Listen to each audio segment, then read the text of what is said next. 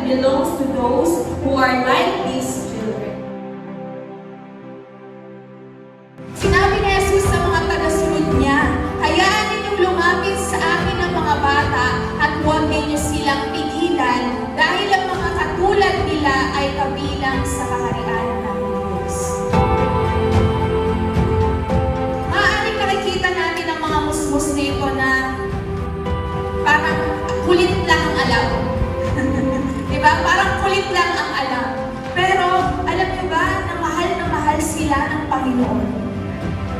May pruweba na mahal sila ng Panginoong Jesus at hindi sila dinidisregard ng Panginoong Jesus.